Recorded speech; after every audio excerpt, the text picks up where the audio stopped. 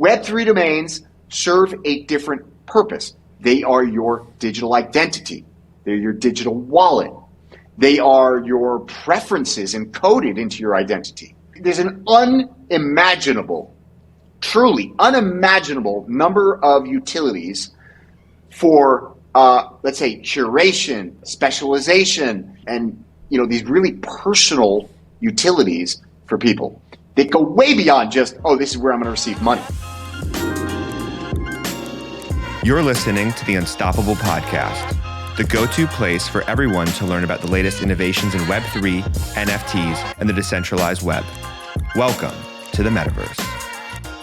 GM, welcome to the Unstoppable Podcast. My name is Josh Gordon. I'm your host, and today I'm joined by an NFT GOAT, the guru, the purchaser of all domains, Andrew Rosener, CEO of MediaOptions.com and co-founder of Ape-In Productions. Andrew, how you doing?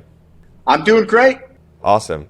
Well, I'm excited to have this conversation because normally I don't talk to people who are so really in tune with the domain market, from traditional domains to NFT domains. So I really look at you as someone who has the take on what we're seeing right now and just the shift we're seeing to NFT domains, and also being able to explain like the importance of a lot of this stuff from your experience and just traditional like .com domains. So to start off with, can you tell everyone how you got into traditional domain investing and how that eventually led you to crypto and the NFT domain side of things?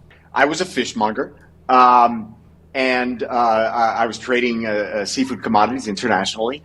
And I had graduated from college where I studied management information systems. And, this was at the sort of emergence of the consumer internet. And so I was learning about websites and the World Wide Web, and 1997 or so, I started buying some domain names. Maybe 96, 97. I started to register some domain names. Now, I'm a quite hyperactive person, and so I was buying them because I just had a lot of ideas, and I had this moment that really has been ingrained in my mind, where my professor was teaching us how to do very basic HTML and put up a website, and he was explaining that we could put up this website and somebody on the other side of the earth can see the content that we've published. And that was my aha moment. That was when I thought, wow, this is incredible. This is what an incredible technology. And the simplicity of that I can take something, forget about interactive, forget about social media, forget about all of the things that we utilize the internet for today. Just the idea of publishing something, an idea, a story, anything. It was pretty limited at that time what you could publish, but publishing that, and that somebody on the other side of the earth could read it without me sending it to them, without me giving them permission, without them buying it from me, I can put it out there and somebody on the other side of the earth can find it. That blew my mind. And so I started registering domains every time I had an idea about something that I might want to do on this new internet thing. Fast forward, .com bubble burst. Everybody thinks, the internet, that was just a fad. Interesting how, much that resembles, the way that people feel after each of these, crypto cycles. But, I had a domain sale. I won't go, that's a whole nother story that I'll save for a different day. But, I had this, it's a good story, but I sold this domain, it was a reasonable sale. I didn't have any idea what this thing should be worth, but for me, it felt like a good sale at the time. And as I was reaping the rewards of that sale, I was thinking to myself, wow, if this guy in this nascent, it was a type of food, but if this guy in this nascent little esoteric business wants this domain name this bad, or set of domains, everybody around the world, every business around the world is going to either want or need their domain name, or more than one domain name. And so at that point, I backed up the truck and just started buying up domains. Quickly realized that was very cash flow intensive and not sustainable for me. And so I launched Media Options, our domain name brokerage firm, which is today and has been for the last 9 years, the largest and number one domain brokerage firm in the world. We are responsible for a lot of the largest and most important domain sales that have ever happened, such as X.com to Elon Musk and Prime.com to Amazon and Zoom.com to Zoom. And, yeah, those are crazy sales. Lots of two-letter.coms. I wanted to even ask you if the X.com to Elon was a crazy story, or if that was maybe just more of a traditional, business-to-business deal going down. No. That one actually is an insane story. I can't, unfortunately, share a lot of it, for obvious reasons. But that was anything but a standard or traditional deal. It was a series of coincidences, and but it actually led to a long-term relationship that we've done quite a bit of business since. So yeah. And then how do you get into the crypto side of things after the traditional domain selling? Yeah, so I think that the reason I emphasized that really early aha moment was precisely this. So it was understanding why this new internet thing was going to be such an important paradigm shift, with just the simplicity of being able to publish an idea and anybody around the world having access to it. That is a paradigm shift in the same way as the printing press was, right? The dissemination, a new channel of distribution of information, which is highly scalable and virtually permissionless. At least in the early stages, it was more permissionless than it is today. And it was precisely the reason why in 2011, when one of my clients, who was a Bitcoin core developer,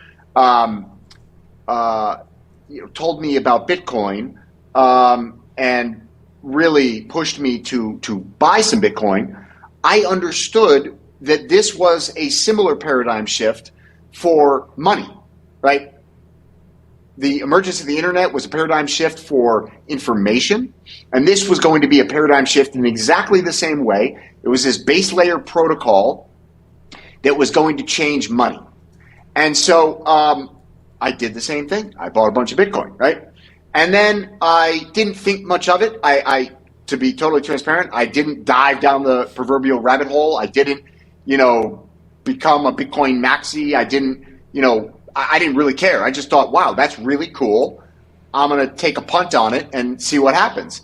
So I bought a bunch and then went about my life. And it wasn't until 2016 when Bitcoin hit like $700 that I actually realized, oh, wow, I need to actually do more homework on this and really deeply understand it.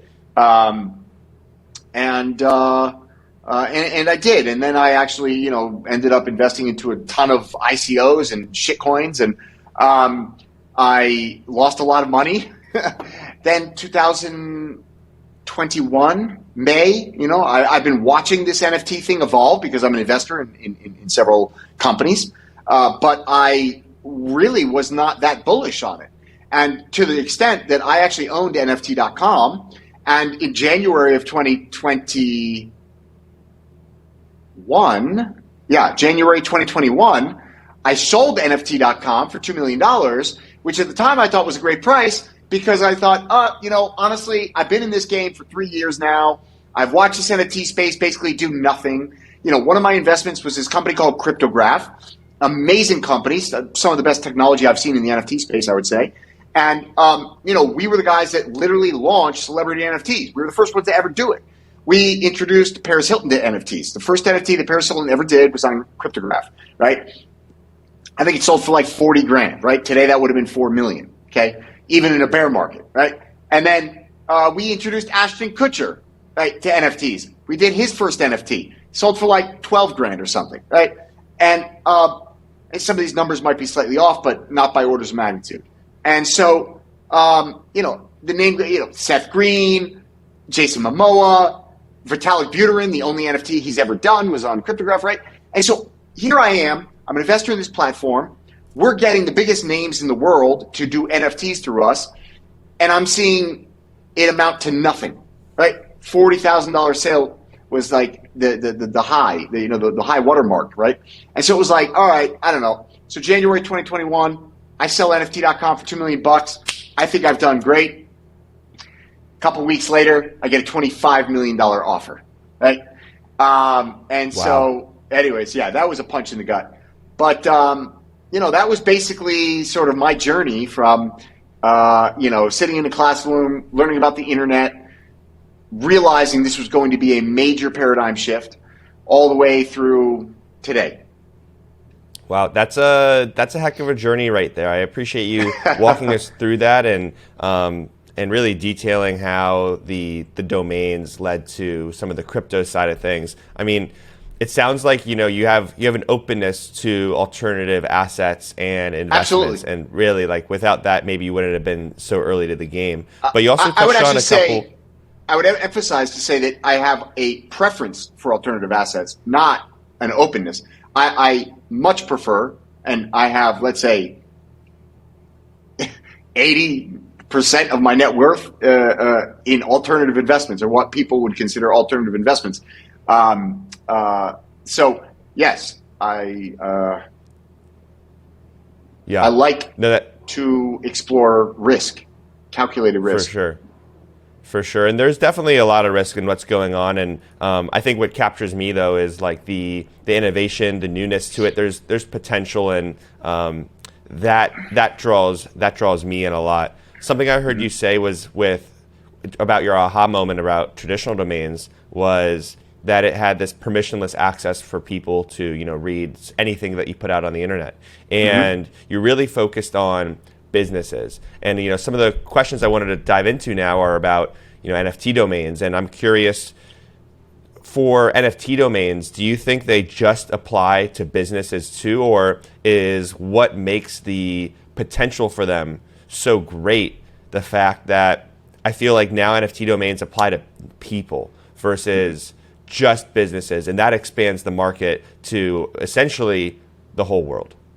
Yeah. So first off, I 100% agree with that sentiment, and I will explain why. I want to unpack that a little bit, though. Sure. And zoom out and back up just a little bit. So, I think, and I get attacked all the time, right? Because I'm very vocal, and on Twitter I post things, and a lot of the, let's say, Web3 domain community, who I love all of you, but they like to attack me because, they look at me and they're like, okay, boomer, even though I'm not a boomer, Gen X, thank you. But they attack me and be like, yeah, okay, boomer, you've got all your .coms and you just don't want to see them get, upended. And it's like, okay, guys, pump the brakes, slow down, let me change the whole perspective of the way that people think about this. And this isn't, in my opinion, this isn't an opinion. This is the way that it is. But I don't think that people recognize it. Most people don't recognize it. I think that most people think about Web3, and think about Web3 domains, and they think about NFTs as replacing the old internet. And they think about .com as for their grandparents, right? It's like, oh, that was for my parents, my grandparents. .com is the legacy. What I want people to understand is that the pipes, the underlying plumbing of the internet is not changing. It's not changing because of Web3. It's not changing for whatever comes after Web3. It's not changing probably in my lifetime or yours. If I had to take a guess, I don't like to look out that far. I have a hard time looking out more than 10 years. And even 10 years in today's very fluid world is very difficult. But I am as certain as one could be in a very uncertain world that over the next 20 years, the internet isn't going to change. The plumbing isn't going to change. It's not going anywhere. And so the way that we receive our bandwidth might change. The way we receive, the way we interact with the internet might change. But the plumbing of that internet isn't going to change. And that plumbing starts with domain names, at least on the user level, right? So those domain names are not going to change. .com is king. It will always be king. It's not going to change ever, okay? And so that is first and foremost. Now, what people need to understand is that Web3 domains come on top. In the same way that we started with let's say DARPA, right, which was just this network of computers that was then expanded using Tim Berners-Lee's protocols that he's created to become the World Wide Web in 1985, right? And then we had Web 1, which roughly started in 1990s, okay? And Web 1 was read only, right? And then it came Web 2, which was read and write. And we're still in the evolution of Web 2, right? With social media and, you know, the various types of engagement and interaction that you can do, and, you know, this sort of collective user contribution to websites and apps and whatnot. And so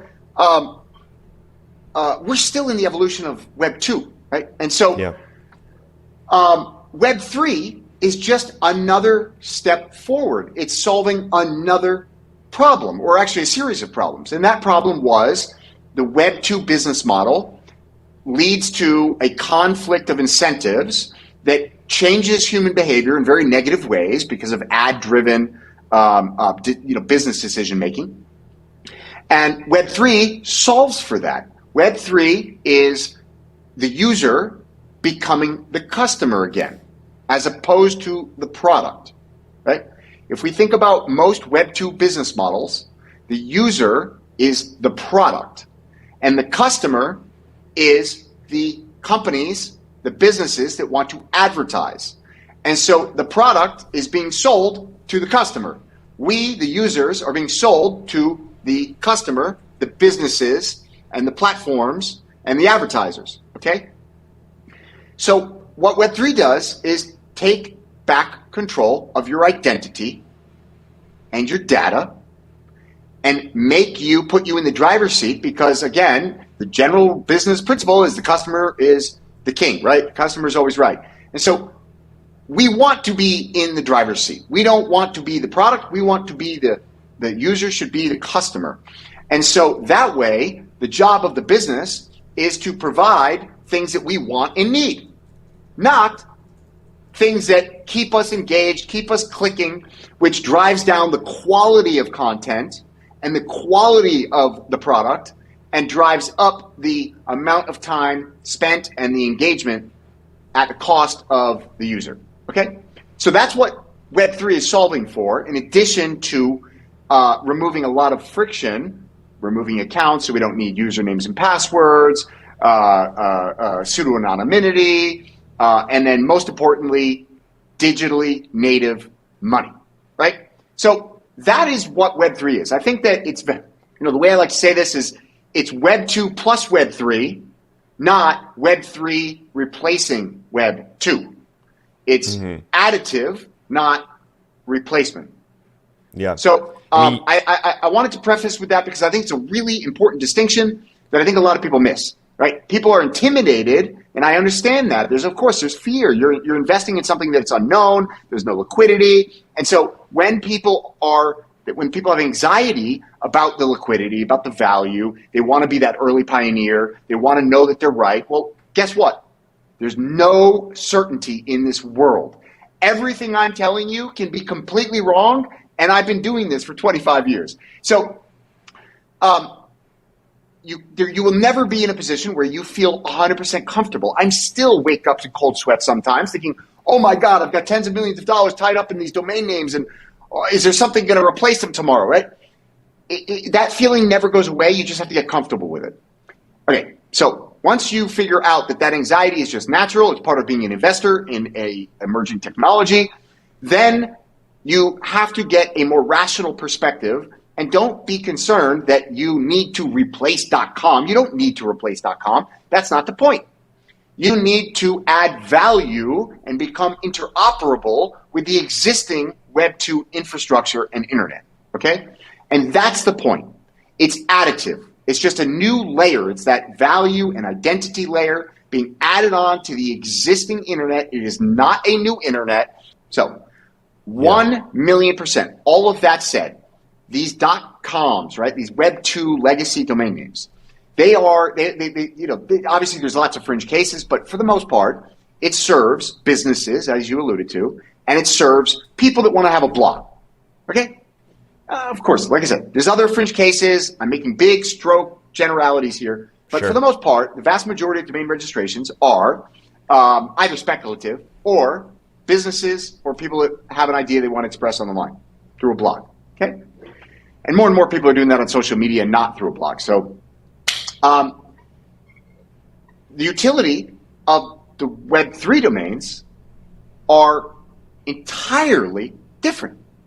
I personally don't believe that you're ever going to have a world in which browsers are resolving these. Let's say the browsers that actually represent, let's say, the 80% of the world that is using the internet, are never going to resolve these things for a variety of reasons that I don't think it's appropriate to get into today. So yeah, I was going to ask about if you ever thought Chrome was going to resolve. Yeah, forget about Web3 domains replacing Web2 domains. That's the wrong. You're going in the wrong direction. You're thinking about it wrong, right? It's Web3 domains serve a different purpose. They are your digital identity. They're your digital wallet. They are your preferences encoded into your identity. There's an unimaginable, truly unimaginable number of utilities for, let's say, curation, specialization, and these really personal utilities for people that go way beyond just, this is where I'm going to receive money, right? I mean, don't get me wrong. Your wallet is a pretty big deal, right? That's pretty important. And that is actually where the business utility is. I think about, from a business perspective, I think that like the utility of these Web3 domains is like similar to the emergence of social media. It was like, okay, your company is called, Red Apple. Well, now there's Twitter and Instagram. Well, you better go get, Instagram/Red Apple. And you better go get, Twitter/Red Apple. And the reason for that is because you want your brand to be consistent. And so your brand is ultimately going to want to engage with Web3. And as you do that and you're receiving payments and you're publishing identity and wallet information for a variety of different reasons, you want that branding to be consistent. And so you want to own the Red Apple wallet, whether it's redapple.wallet or redapple.eth or redapple. Whatever. You want to have that consistent branding.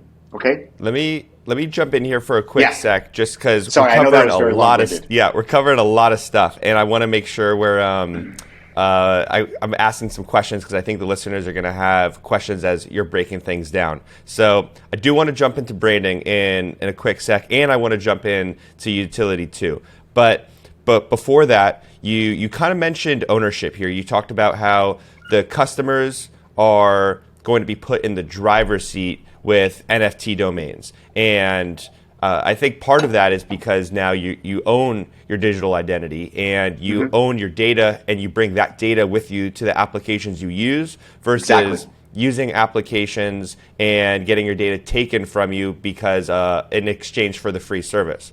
And Precisely. So going back to this ownership thought, do you think like the market really realizes the difference in ownership and the power in that self-custody of domains versus Web 2 right now? Or is that something people are still largely like thinking about? Because when I think about Web 2, your domain sits in just, you know way more about it than me, but like your domain sits in your GoDaddy account. And you can transfer it, you can sell it, but I wouldn't call that true ownership like we can see in the NFT and crypto world. And then just going forward, people are going to want to own those identities on the internet versus, you also mentioned using accounts. Like you think accounts are going to go away. I heard you say. So when you have an account on Facebook or an account on Twitter, or really, I don't know, I'm Comcast, like whatever it may be, like you have all these separate accounts and you don't own those. The company owns that versus you having your identity that you go in and log in with.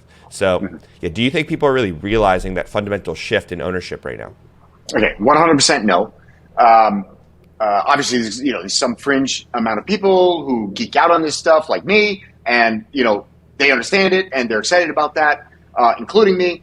But traditional domain names, you don't actually own it, just in the exact same way. I mean, precisely exactly the same way as you don't own your home. I own my home technically, right? I don't have a mortgage. But I still don't actually own my home. If I don't pay my property taxes after 2 years, the state is going to take my home and they're going to auction it off to the highest bidder, and to recover the taxes that are owed and to put the property in the hands of a, let's say, a better owner from their perspective. It's one that will continue to pay the property taxes. And domain names are the same. You own it. I can pay $1 million and buy a domain name, but actually what I own is the rights to a domain name. And those rights are contingent on me paying renewal fees to ICANN and my service providers, say GoDaddy.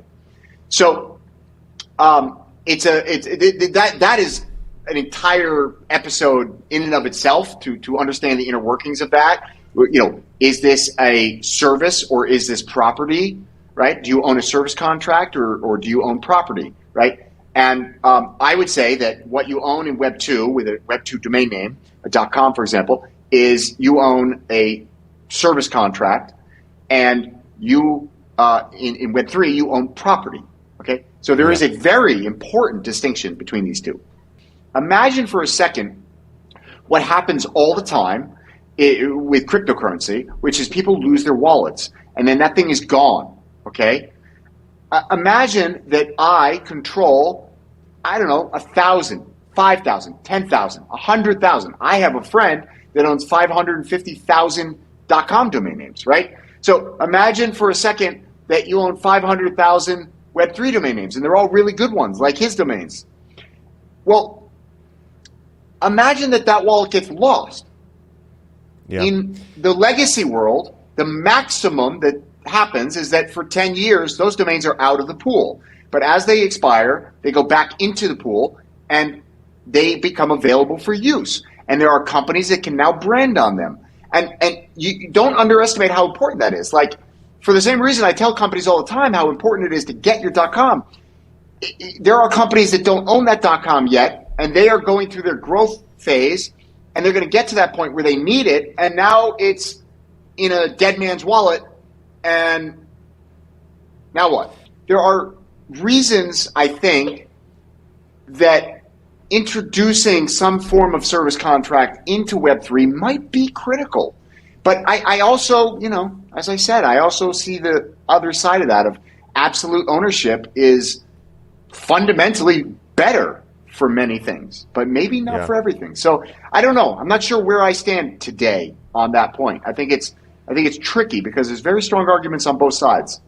For sure. Yeah, I think that we'll eventually see, with Unstoppable Domains, you do own it forever, and I do think we'll be getting to a point where we have some kind of backup recovery options available to people who want to put those in place. Maybe not necessarily for every domain, but I do think that's a point we're going to get to in terms of the features we're building around. But you also mentioned throughout your response there around brands wanting to build on their IP, and I want to talk about brand protection for a second because I think that's important to touch on here. Why is it important for a brand to get their exact matching domain that they want versus a slight derivative or alternative to it? I'm kind of asking because at Unstoppable, we do protect brand names from purchasing by the general public, whereas in competitors like ENS, you can go out and if you're early to it, you can snipe any name you want. There's no blocking there. And so I'm curious, because you have that experience in Web 2, why is trademark squatting prevention and brand protection important to implement for NFT domains? So, there's the good side and the bad side. The good side of, why should you want to, let's say, extend your brand into Web3 using these Web3 domains. And the reasons for that are the same reasons why you want to own your Twitter account, exact match of your brand, why you want to own your Instagram, exact match of your brand, why you want to own, your exact brandmatch.com domain. The reasons are the same. It's brand consistency. It's avoiding consumer confusion, right? Everybody in business understands that having a trademark is critical, right? It's to protect your brand. And the reason to protect your brand is, and this is in the language of the law, to avoid consumer confusion. And so if you are being consistent with all these technologies up to today, from social media handles to domain names to trademarks to, what have you, copyright, whatever applies to your business. Well, then it only makes sense that you extend that to this new value layer of the internet for,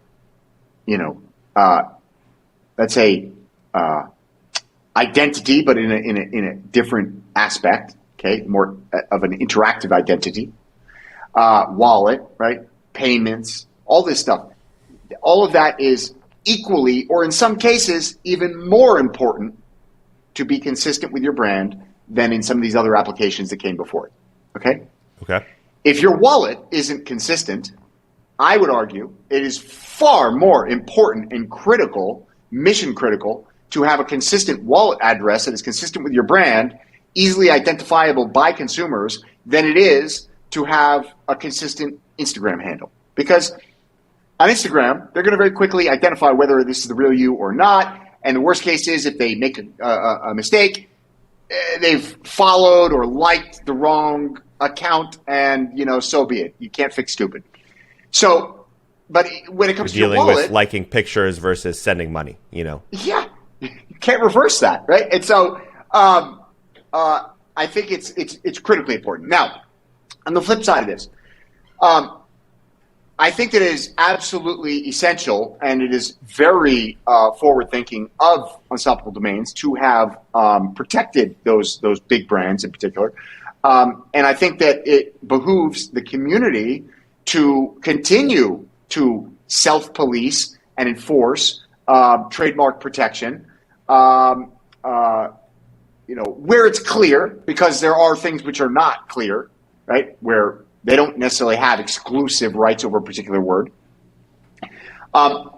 Because how are you going to get end user adoption if they can't get the domain names they need in Web3, right? And so,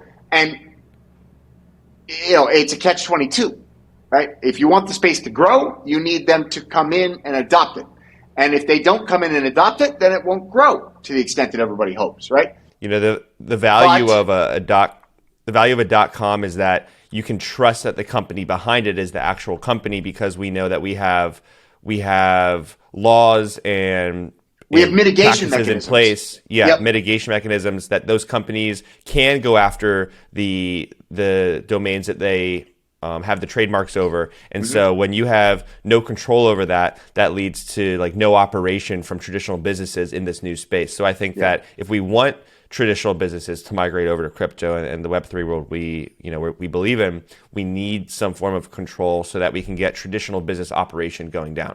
You brought up a very good point, which I think is worthy of a little bit of discussion. Another mistake that I think people make is thinking, oh, this is Web3. All your legacy old rules don't apply. And that's not true.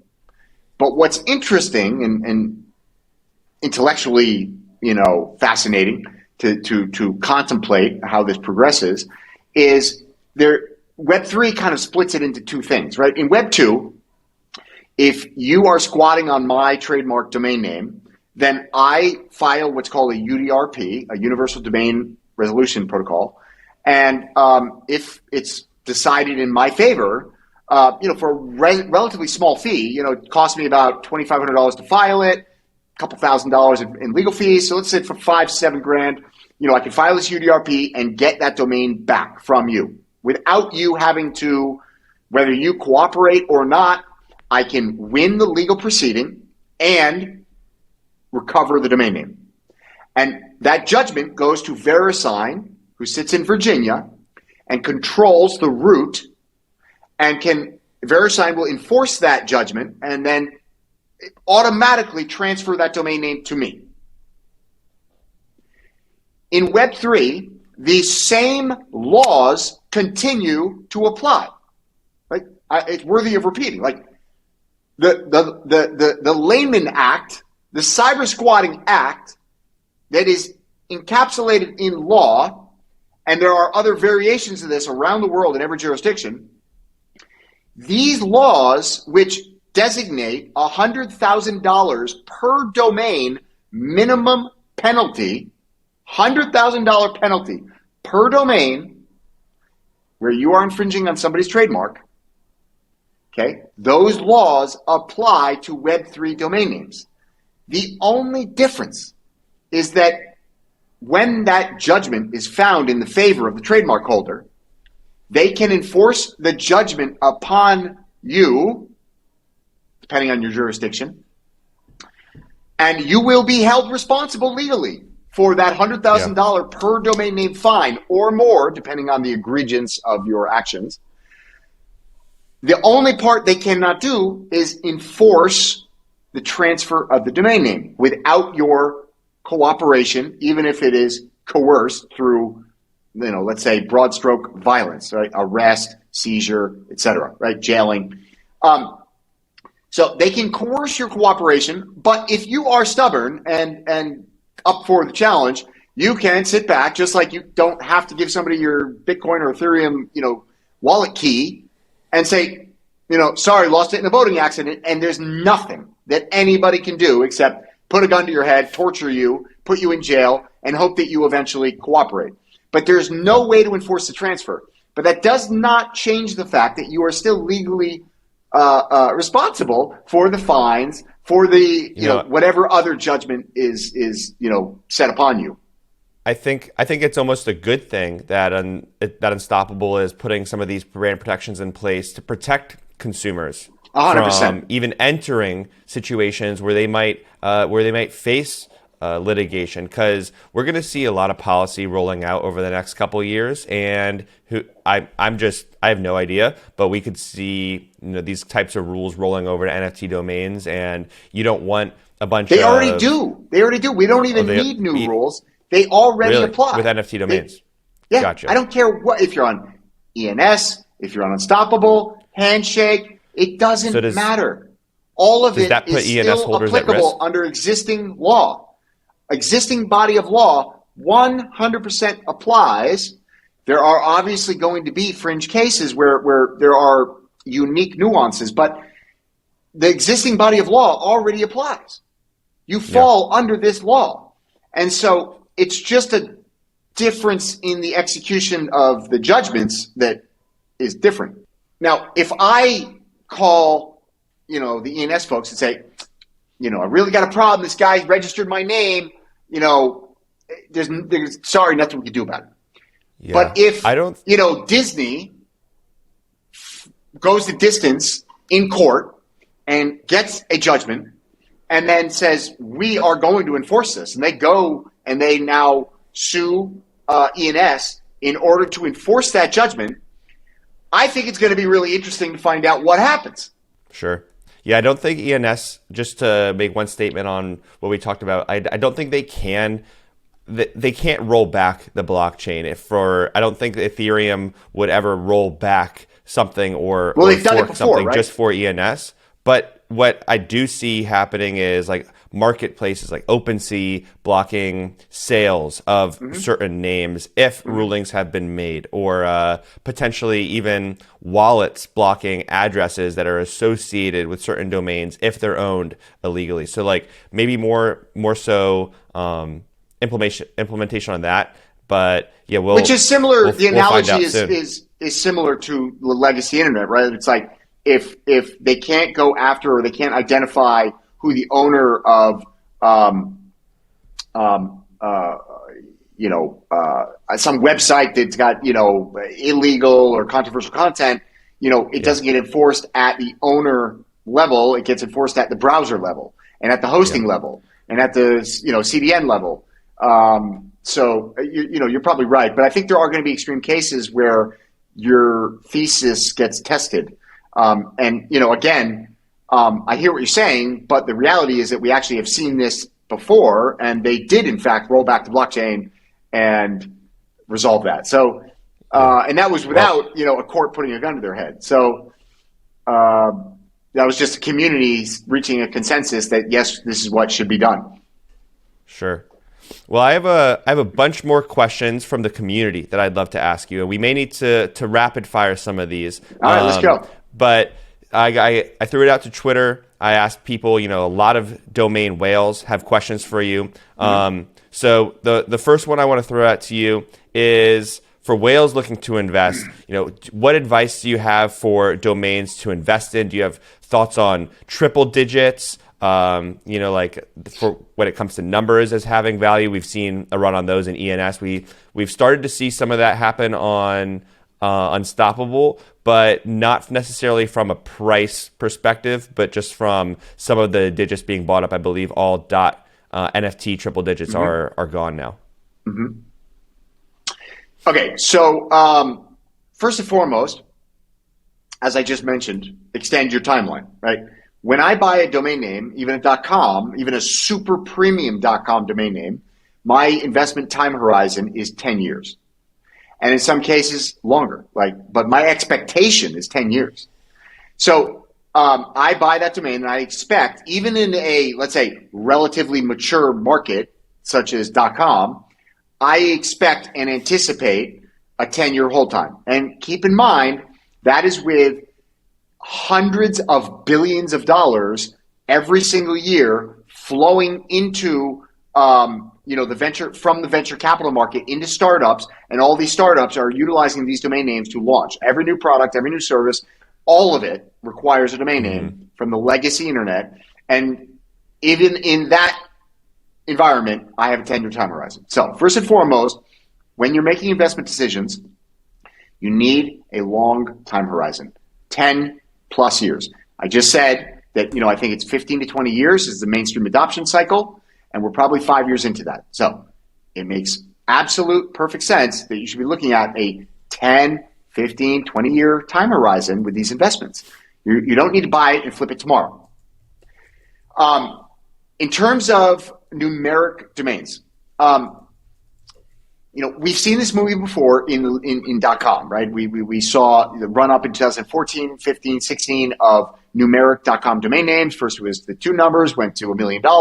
Then the 3 numbers, went to several $100,000. And then it was 4 numbers, they went to tens of thousands of dollars. And then it was 5 numbers, went to single figure thousands of dollars. And even 6 numbers became worth, as long as it didn't have a 7 or a 0 or a 4, it had, they were worth hundreds of dollars. Okay. In 2016, 17, that whole thing blew up, and they all lost 60% plus of the value that it had run up to. Now, 2number.com is still incredibly scarce and it's still super valuable. A 3number.com is still super scarce and is still incredibly valuable. And a 4number.com is relatively scarce. Right? There's only 1,000 of them. Or I guess 10,000 of them. Valuable, but at a fraction of what it was. Okay. Yeah. I think that,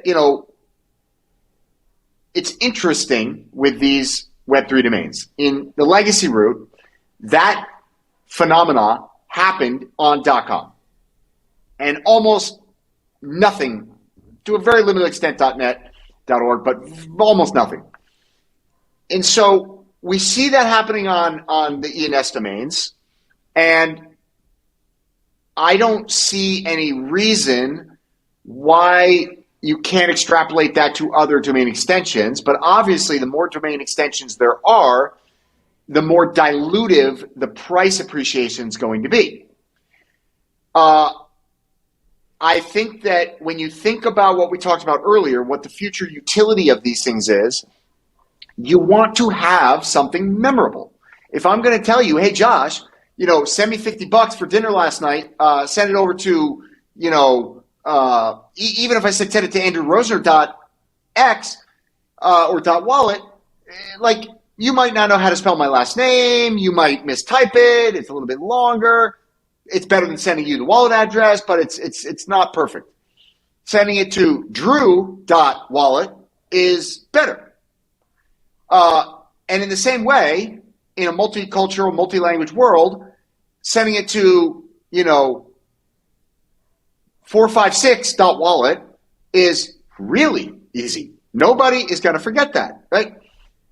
Nobody's going to forget 888.wallet or 888.x or 888.eth, right? These are highly memorable naming conventions that have been proven out in various aspects, in language and in domain names and in social media handles and all the various places we use naming conventions. And so, yeah, I think that they're great. Now, what is the value? I don't know. My guess is that the values that we're seeing some of these .eth domains trade at is likely highly speculative and probably a bubble. But I could be wrong, like I said, there's only 10,000 four number, in any one domain extension. And so that's pretty limited. And those are really easy to remember. And some are better than others. So I certainly believe that the value will be pervasive, but I don't know that, them trading for, all of them being worth, a floor of tens of thousands of dollars, if that makes sense. Yeah. Yet to be seen. What I feel like what I hear is, some numbers even hold more value over others. And, at least with Unstoppable, we have a lot of different extensions versus, .eth, you just got including one. .888. Yeah, and including .888. And I'm curious, is there one extension over the others that you have a preference for or target over others? I'm actually responsible for the vast majority of these Unstoppable domain extensions. It was my list that I came up with as an advisor to Unstoppable. So, I kind of love all of them because I came up with most of them.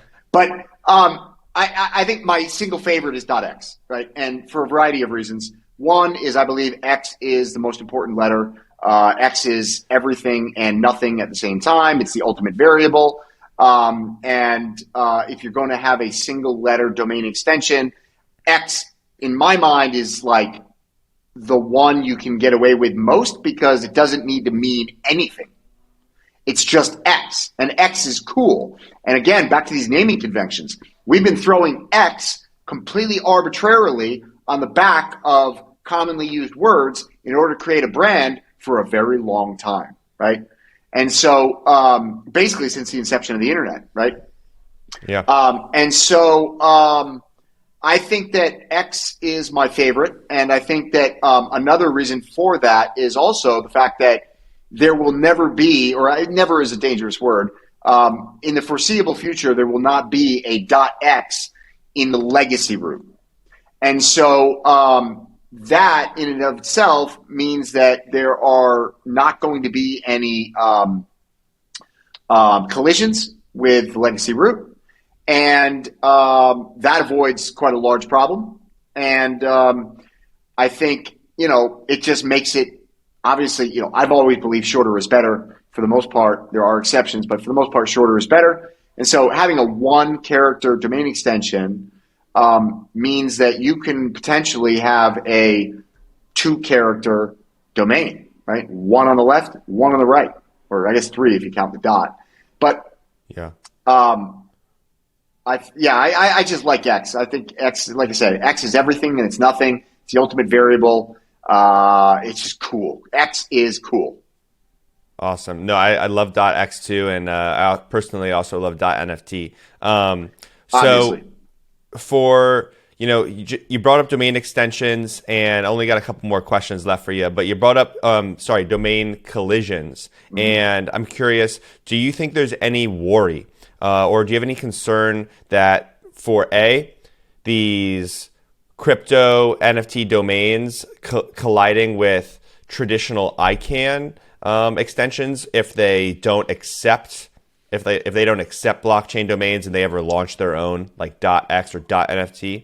And then on top of that, do you have any concerns about different domain providers colliding with each other, for like NFT domain colliders providing with each other if we don't respect extensions that have been put out to the market already? I mean, look, this is slippery slope. get your popcorn. Right? We're going to see a lot of fireworks. It's going to get very interesting. We're already seeing collisions. Without getting too specific, right? And so there's going to be a lot more. There's going to be a lot more among Web3 domain providers. And there's going to be also some, whenever ICANN gets around to launching the next round of TLD applications, .wallet is going to be incredibly contested, right? .nft, incredibly contested. .crypto, incredibly contested. Virtually all of these extensions, with the exception of .888, because ICANN will not allow numeric domain extensions, and .x, because they don't allow one-character domain extensions, I think all of them are going to end up being contested domain extensions in the legacy route under ICANN. So, yes, with 100% certainty, as certain as I am that the sun comes up tomorrow morning, there's going to be a lot of domain collisions. Now, there are, I have some pretty hardcore thoughts on this, right, that make people real uncomfortable. Look, I love the NFT community. I'm a major NFT player. I own, I was probably one of the largest owners of Bored Apes. I love NFTs. I dabble in them. I buy them. I think it's fun. I love the technology. I think this is a first iteration. I think that NFTs are going to expand well beyond music and JPEGs into really fascinating things. I think it's important to understand that domain named Web3 domains are just like a domain name, a legacy domain. It's an identifier. That's all it is, a digital identifier. The NFT is not the JPEG of the ape. The NFT is the underlying technology that identifies, who or what wallet owns something on the one side, and on the other side, what does it reference? And it can point to anything. Today, anything digital, any other digital asset, or in the future, probably anything physical or metaphysical as well. But,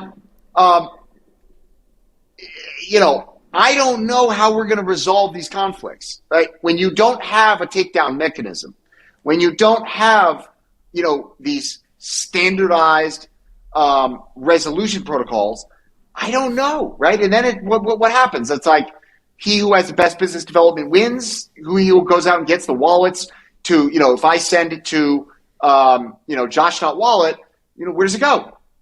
Which chain? I guess right? Ultimately I hope that I think that Unstoppable is right in the fact that it's let's not even say Unstoppable. I think that, standard business conventions, law conventions of first to market, gets the priority. I think that should apply, right? So I think it's the first one that gets to market is the, first use in commerce, right?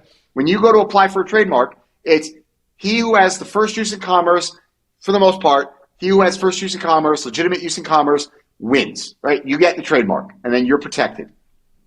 And I don't really see a reason why that shouldn't apply here. It's the same dynamic in my mind.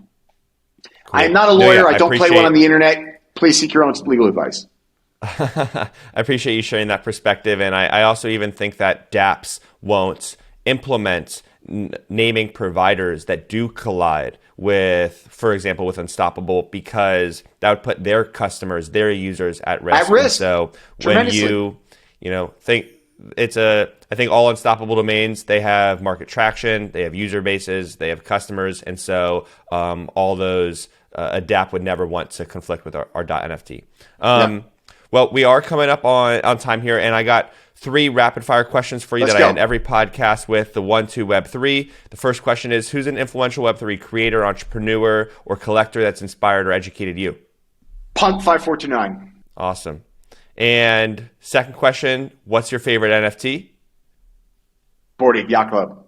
Bored Apes represent. We get a lot of that on the pod. And BAYC. And I see the hat behind you too. I got all kinds of Bored Ape swag behind me. In 5 years, what's the craziest thing you think people will be doing in the metaverse that we're just not talking about yet? Dating. I like it. I think that'll probably happen too.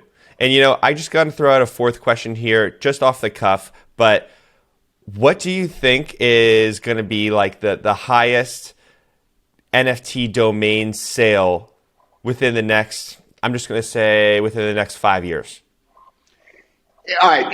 This is a difficult question because of two things. One is, we're still early in this thing, and anything's possible, and you've got some real whales in the crypto market that as this thing increases in adoption, money's really not, an issue. If they'll pay what they have to pay to get a certain name that they need or want. So we could see some crazy numbers. The other problem, though, is that there is a lot of wash trading. There's a lot of fraud. There's a lot of, the Amazon bid of 1 point whatever million. Like, that's not real. And so, there is a lot of people selling things to themselves, commissions, because it's all automated. There's no human intermediary in this stuff. Commissions are low. And so the cost of doing so, it's like, all right, if I go sell, let's say whatever domain I've got, I don't know, just making something up. I don't know, beacon.x. Okay. So I say beacon.x and I do a legitimate on-chain transaction. I sell it for $10 million. Yeah. So let's say that cost me, I don't know, 20 grand. Okay. So it cost me 20 grand to do that transaction. For 20 grand, I couldn't possibly buy the PR that will come as a result of that transaction. Right. And so you have a lot of people taking advantage of that. In fact, based on my due diligence, like a lot of the big sales I've seen, that is the case, unfortunately. So, will we see some eye-popping sales? Absolutely. Will they all be legitimate? Absolutely not. What do I think is a reasonable expectation of a really, truly legitimate sale? I mean, for sure, we're going to see some, of the corporations and, Web3 native companies that are launching that missed out on the land grab that, they need. And they'll pay millions, no question about it. I don't know if we're going to see legitimate 8-figure sales for another 5 years. But yeah, I think certainly we'll see some legitimate 7-figure sales. Cool. But that's going to be, the exception, not the rule. Yeah. Most of these are going to be worth tens of dollars and hundreds of dollars, and then, that's going to be, let's say, 80% of all the domains that are registered now in Web3, 80, 90% are worth tens, hundreds, or zero. 10% are worth thousands.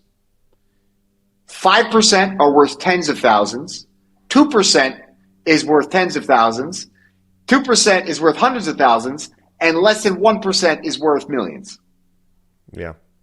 Great. No, I appreciate the take. And yeah, I do think there's a lot of wash trading, especially in like the triple digit club type of stuff. Yeah. Awesome.